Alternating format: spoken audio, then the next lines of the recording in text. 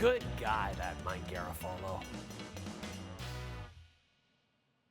And always a busy guy on Black Monday, the day NFL coaches get fired. Following the end of the regular season Sunday, 4 NFL head coaches have been fired, bringing the total to 6. And Mike, who among the fired coaches after Sunday, that would be Kevin Stefanski, Raheem Morris, Jonathan Gannon, and Pete Carroll, who of those 4 do you believe is most likely to get hired by another team this coaching cycle? There's no doubt it's Kevin Stefanski, who's in the running for a couple of job openings, Jay, including the New York Giants.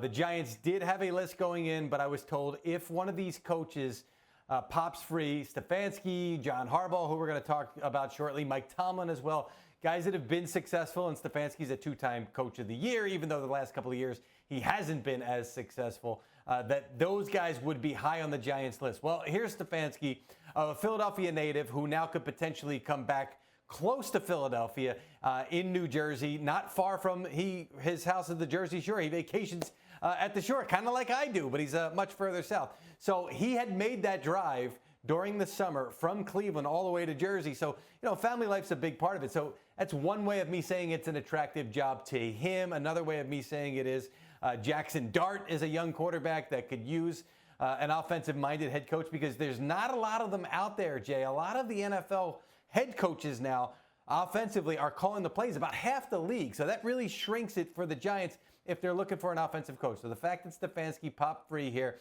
I truly expect that he will be extremely high on the Giants list, and a couple of these other teams as well could land in East Rutherford. We'll let you know.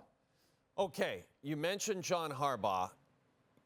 Going into that Ravens-Steelers game on Sunday night, we wondered about the future of both of those head coaches, John Harbaugh and Mike Tomlin. As it turned out, it was the Ravens who lost the game, and John Harbaugh is still the head coach of the Baltimore Ravens. But for how long, Mike?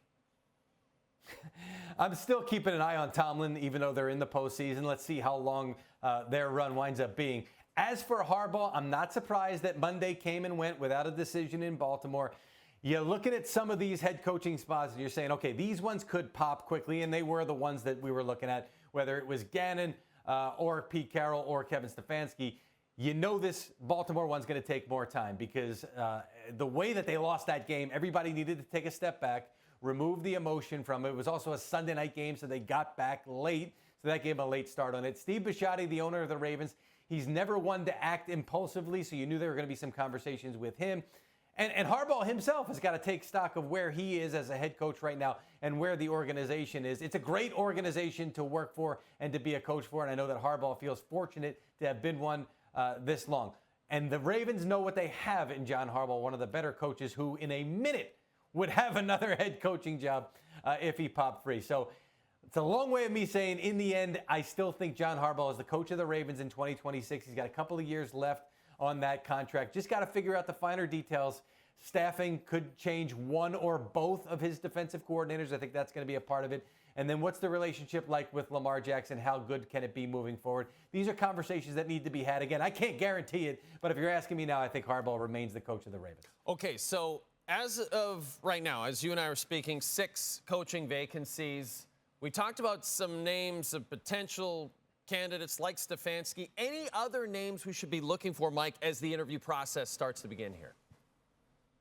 This is not going to be a coaching market, Jay, where you look at somebody like Ben Johnson, where everybody's lining up to hire him, and he's got 5, 6, 7 interviews. No, that's not going to be the case. It's going to be a little bit more widespread. You're already seeing Matt Nagy, the offensive coordinator for the Chiefs. He's starting to get some action. He'd be a second-time head coach, so I think you're going to see his name thrown out a lot. Chris Shula, the defensive coordinator for the Rams, he is highly thought of. He's coaching this weekend, as is Joe Brady, the offensive coordinator for the Bills. Again, that's such a small pool of play callers that Joe Brady, I think, is really going to stand out when it comes to offensive guys who could be head coaches here. But again, these guys, you're not going to see their names requested for interviews until you get through this first weekend. Could see some of the old guard as well. Lou Anarumo is going to be a candidate for the Giants. He is a Staten Island guy, so he's familiar with the area, and he's been with the Giants before. Could see him get a couple of requests, including to Tennessee. And Steve Spagnuolo. I think Spagnuolo is going to get an interview, as will Antonio Pierce, who played for Spagnuolo with the Giants. Could see him pop up when it comes to the Giants. So a little mix of some young guys, some offense, some defense, some older guys, and some first and second timers around. I think it's going to be a really interesting cycle, and you could see some surprises as to who winds up landing some of these jobs, Jay. And speaking of older guys, the oldest guy, Pete Carroll, was let go by the Raiders. And you know Pete Carroll, I mean, such a gregarious guy, but such a competitor. You know he doesn't want to end his career this way, Mike.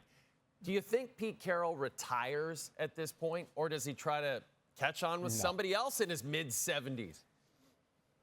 Yeah, and it may have to be at the college level, Jay. Maybe it's after a year off, but Pete Carroll, to me, sort of like Tom Coughlin in my mind, where I remember one of Tom Coughlin's friends for a story we did said, you're going to have to drag him out of there with his boots on.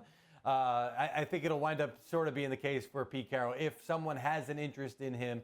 And maybe it's Coughlin did move upstairs at some point, too. That could also be something that he will consider. But Pete Carroll's not the one, in my mind, to sit at home on the couch and just catch up on some old shows that we haven't watched. We just talked before we came on. We don't have time to watch TV. Jay, we're too busy making TV, you and I. Mike, exactly. We're too busy making TV. Someday we'll retire. We'll watch all those shows. But I do just want to congratulate both of us for making it through another NFL season unscathed. We did it, buddy.